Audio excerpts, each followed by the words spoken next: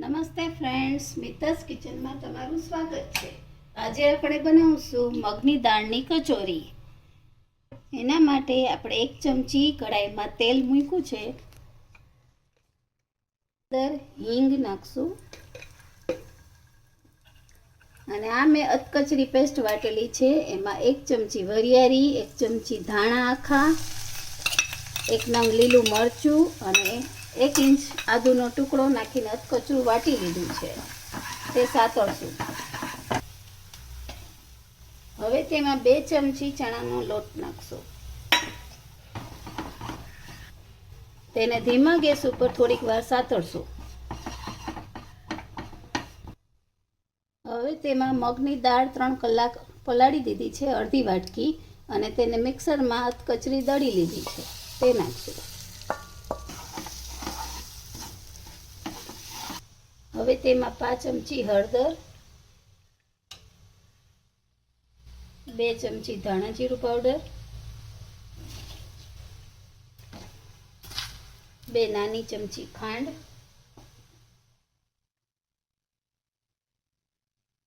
1 ચમચી આમચૂર પાવડર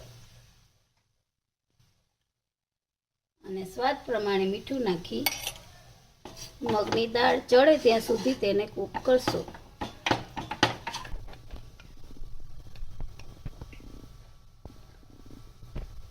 નાની અડધી ચમચી ગરમ મસાલો,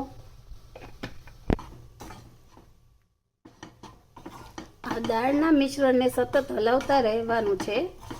5 થી 7 મિનિટ જેવું કન્ટિન્યુ હલાવવાનું છે।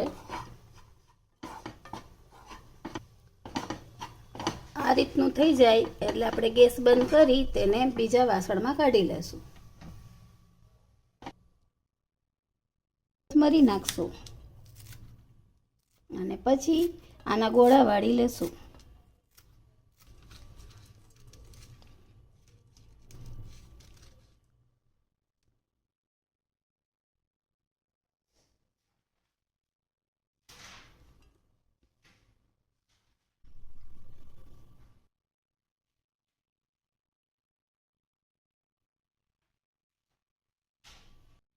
આ રીતે ગોળા વાળી લેવા। હવે આપણે કચોરી માટે મેંદાનો લોટ બાંધશું। તેમાં 250 ગ્રામ મેંદો,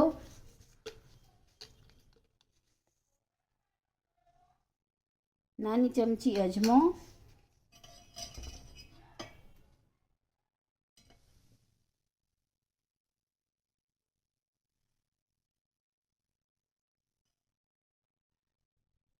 દોઢ પાવરું તેલ અને કચોરી ફૂલે તે માટે 5 ચમચી બેકિંગ પાવડર। હવે આ બધું મિક્સ કરી તેનો પાણી નાખી સેમી સોફ્ટ લોટ બાંધશું। હવે આ લોટને આપણે 15 મિનિટ ઢાંકીને રાખશું।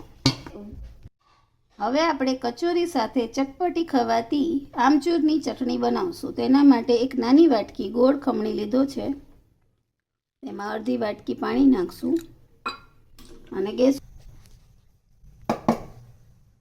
હવે ગેસ ઉપર મૂકશું।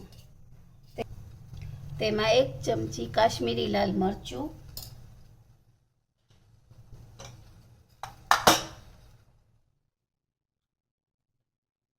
ચપટી હળદર, 2 નાની ચમચી ધાણા જીરું,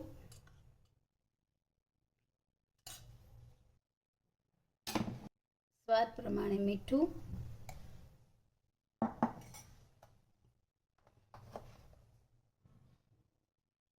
2 ચમચી આમચૂર પાવડર,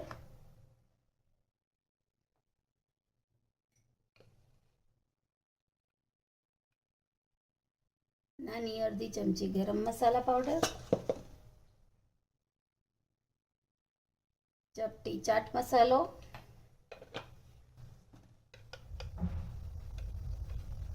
ચપટી હિંગ,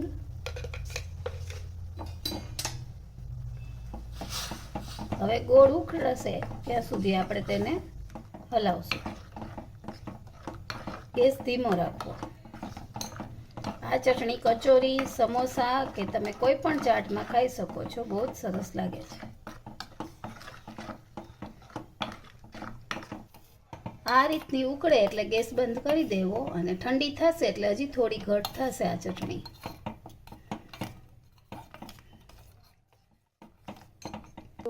હવે આપણે ગ્રીન ચટણી બનાવશું.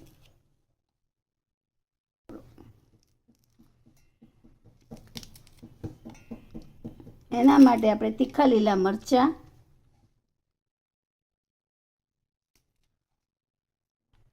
સિંગદાણા, સ્વાદ પ્રમાણે મીઠું, આમાં મીઠું થોડું ચડિયાતું રાખવું, નાની અડધી ચમચી હળદર અને એક લીંબુનો રસ.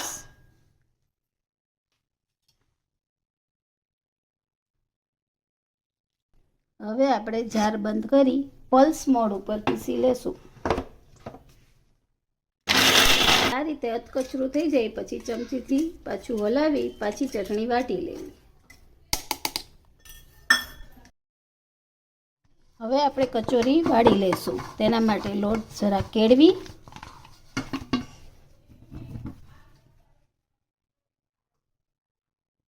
તેનો ગોળો લઈ હાથેથી અંગૂઠાથી પ્રેસ કરવાનું. સાઈડની ધાર ઉપર જ કરવાનું છે એટલે વચ્ચે થોડું જાડું રાખવાનું અને સાઈડની પતલી કરવાની. હવે તેમાં સ્ટફિંગનો ગોળો મૂકી અંદરની બાજુ સ્ટફિંગ પ્રેસ કરી બધી બાજુથી કચોરી વાળી દેવી અને વધારાનો લોટ કાઢી લેવો. હવે આ રીતે ગોળો વાળી એને આ હથેળીની આ ભાગથી પ્રેસ કરવાની હળવા હાથે. આ કચોરીને આપણે વણવાની નથી, થેપીને જ બનાવવાની છે.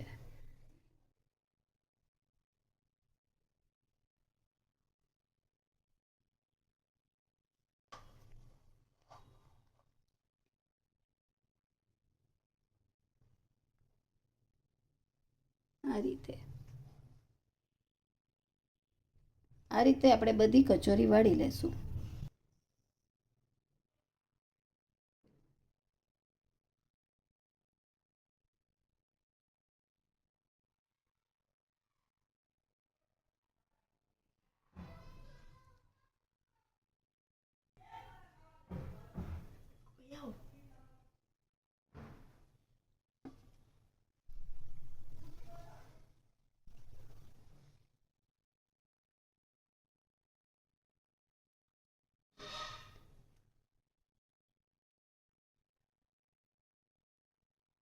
કચોરીને તળવા માટે આપણે જારો પહેલાં નીચે રાખવાનો છે તેલમાં અને એની ઉપર કચોરી મૂકવાની છે.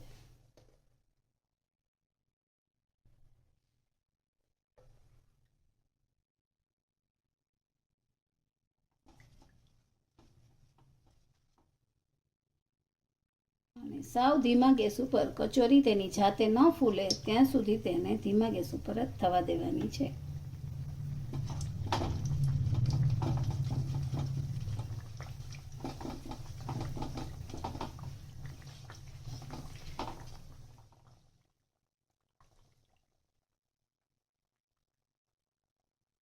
જો તમને એવું લાગે કે તેલ બહુ ગરમ થઈ ગયું છે તો થોડી વાર માટે 1 મિનિટ માટે તમારે ગેસ બંધ કરી દેવો, પણ કચોરીને ધીમા ગેસ ઉપર જ થવા દેવી.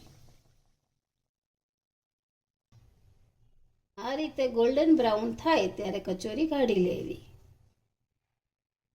હવે આ ચટણી પણ થોડી ઘટ થઈ ગઈ છે ત્યારે કચોરી સાથે સર્વ કરશું. આ કચોરીને તમે ઉપર ચટણી, દાડમ, સેવ બધું નાખીને ચાટની જેમ પણ ખાઈ શકો છો.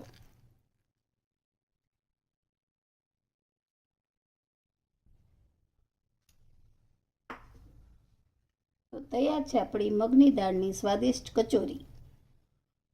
જો તમને આજની રેસિપી ગમી હોય તો તેને સબસ્ક્રાઈબ કરજો, લાઈક કરજો અને શેર કરજો.